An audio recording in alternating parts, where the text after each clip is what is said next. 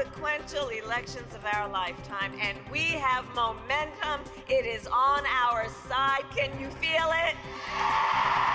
And I will bring back the American dream, and we'll bring it back stronger than ever before. With just hours to go until Election Day, Vice President Harris and former President Trump are making their closing arguments for the campaign before voters head to the polls Tuesday. We've got a look at their final push. And UM political science professor Dr. Andrea Eckelman joins us in the studio to talk about tomorrow's election. Plus, Yoga in the Dark, how students relieve stress at last week's second annual Glow-Yo event. Vallo Vision News starts right now.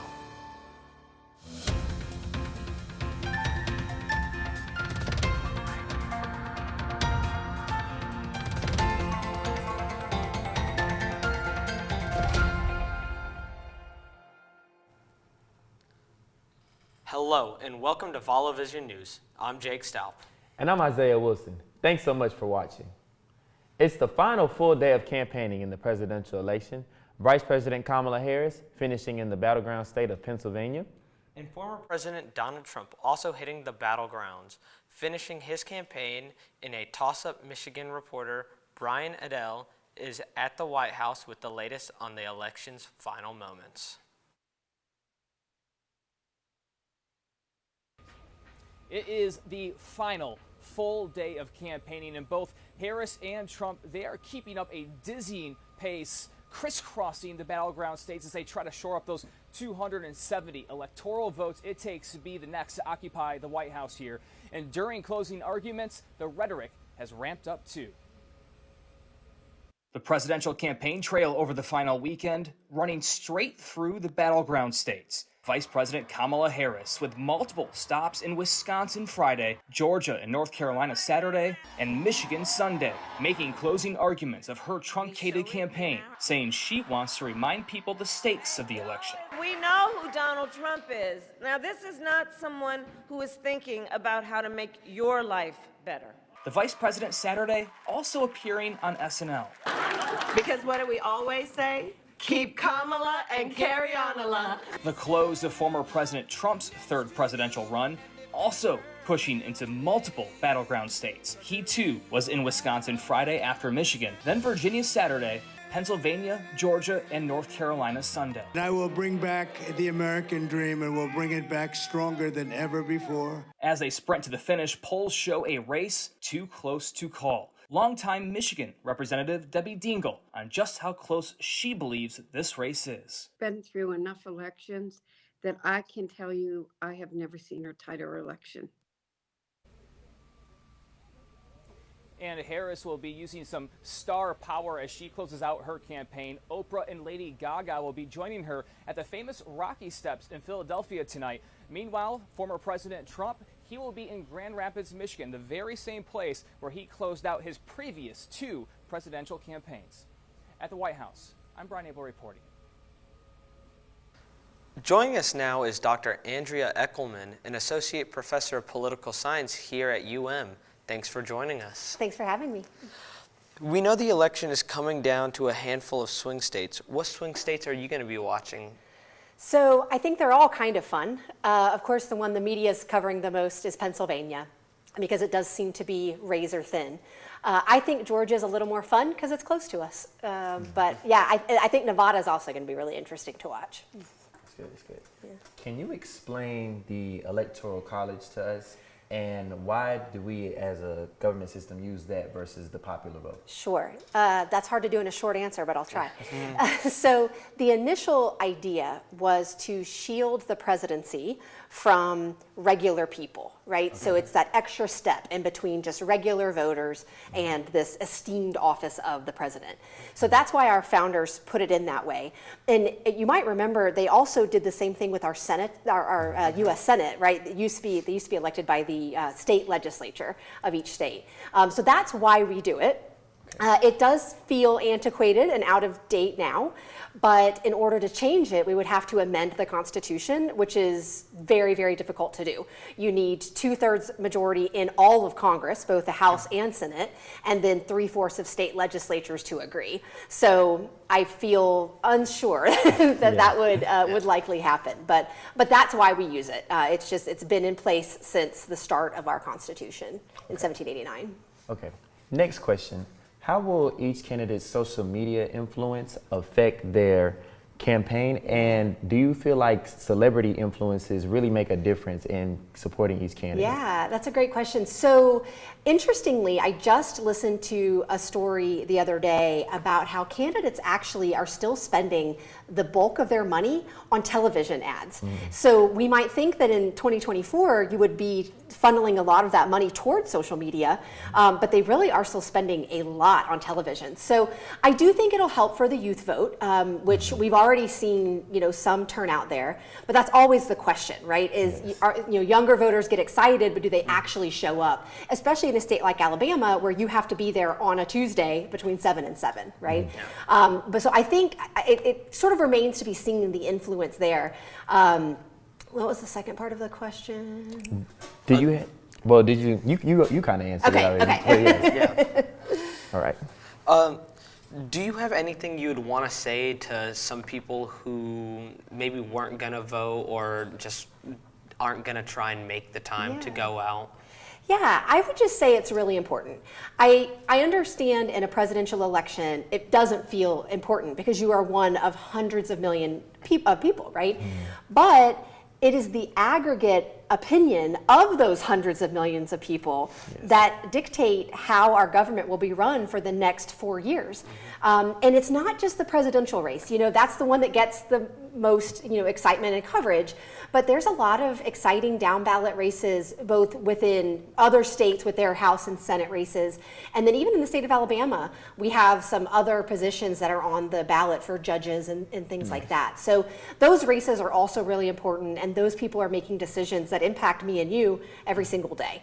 So I just think it's really, really important. And it's important to exercise this right because we haven't always had it, right? And there's a lot of places that don't have this right. So I just think it's important to use it and have our voices heard. Because it also matters for public opinion, right? Even if your preferred candidate doesn't win, it matters if politicians see 18 to 30-year-olds turning out at a rate that they haven't seen since the 60s, let's say.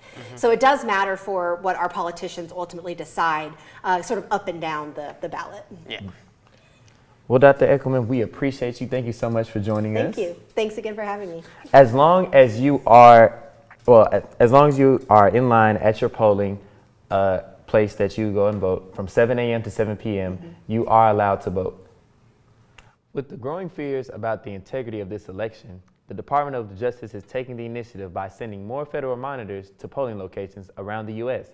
Vallo Vision News reporter Taylor Walker joins us live in the studio with more on the story. The Justice Department says it's sending election monitors to 86 counties in 27 states on Tuesday to ensure the integrity of the general election. That's 49% more monitors since 2020 and the most in 2 decades. The announcement comes amid the growing concerns of improper partisan influence and potential voter suppression at election sites. All 7 of the contested swing states are on the Justice Department's list, along with a mix of dominantly red and blue states. Officials say in some red states are pushing back. The Secretaries of State in Florida and Missouri said federal monitors will not be allowed access to voting locations in their states. Since the Voting Rights Act of 1965, the Justice Department has dispatched government officials to voting sites to make sure vulnerable populations have access to prevent unlawful partisan interference. Reporting in the studio, I'm Taylor Walker. Back to you. Thanks, Taylor. In other election news, there were thousands of people in the nation's capital for the Women's March and Kamala Harris's campaign over the weekend. CNN reporter Alexid Wainwright has our story. I want to be here and do this to make sure that when they grow up, they don't have to have that fear. People from near and far say they are here not only for themselves, but for their loved ones and future generations. While we don't have daughters, we feel like we're here standing up for everyone else's daughters. We can't give up hope! The Women's March took over Freedom Plaza and then marched through Constitution Avenue to the Ellipse with a firm message. This is what democracy looks like! It's their right. It's our right to do what we want. They're specifically fighting for the right to choose when it comes to an abortion after the overturning of Roe v. Wade by the Supreme Court led to more than a dozen states banning or heavily restricting abortion. I was from the 70s, absolutely, and I never knew that there was going to be anything but the ability to have abortions if you needed it. I see the state of the world and it makes me a little nervous and anxious. In Maryland, reproductive rights are in the hands of voters this year. Question 1 on the Maryland ballot asks voters to approve or oppose amending the state constitution to add the right to reproductive freedom, codifying abortion protection. When we think about like this political climate that we're in, most people think, oh, what's the point? Why should we vote? Like, it's just not going to do anything, but that's not the case. This year, 9 other states, including battlegrounds Arizona and Nevada, are also set to vote on abortion amendments on their ballots this year. It's going to do so much, like your voice matters. That was Alexa Warnwright reporting to see the top 5 issues that women say are sending them to the polls tomorrow. Check out the story on our website, vallovisionnews.com. Still ahead on Vallo Vision News, a medical scare for Governor Kay Ivey, what witnesses saw at a campaign rally Sunday. Plus, talk about a lucky dog. This 10-year-old pup finds her forever home. More on her incredible rescue when we come back.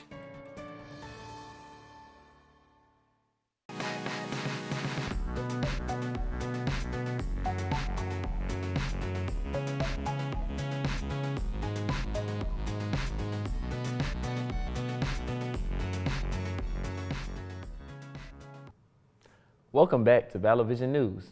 Governor Kay Ivey's office says she is okay after she became dehydrated during a campaign event Sunday.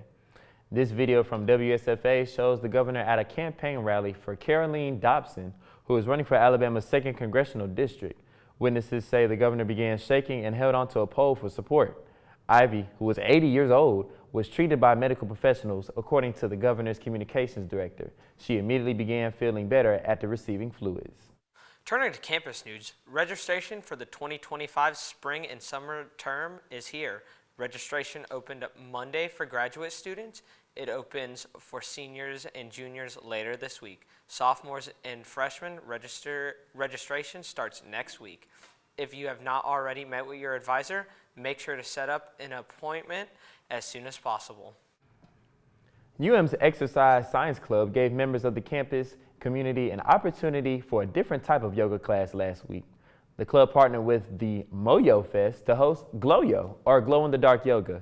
In my recall, this event was part of UM's campus-wide Wellness Week. Club President Laura Jones says Glow-Yo is just one of the events they host each year, and that she'd like to see more students get involved with the Exercise Science Club.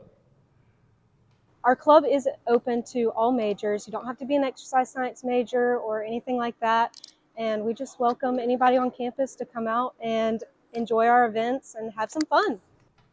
Glow-Yo participants were entered to win door prizes sponsored by Freddy's Books and more, Mary Moon, and a sliced pizza. If you'd like to learn more about the Exercise Science Club and their events, follow them on Instagram at Montevallo ESC. Finally, today, a 10-year-old Chihuahua mix named Dorothy found her happy ending. Back in June, she was found floating on an overturned shopping cart in Phoenix, Arizona Canal. Rescuers quickly stepped in and got Dorothy to safety. She was checked out by veterinarians who found that while she had some minor injuries, was dehydrated and covered in ticks, she was in a pretty good shape. As soon as she could see, she bounced back quickly, smiling and wagging her tail. Dorothy is now living her best life with a family in Youngtown, Arizona. Remember, there's always more news 24/7 on our social media page. Just search for Vallo Vision News on Instagram, Facebook, and X. That's all the news we have for today's show. Thanks for watching, and be sure to tune in to Vallo Vision News again Wednesday for our election recap. Have a great week.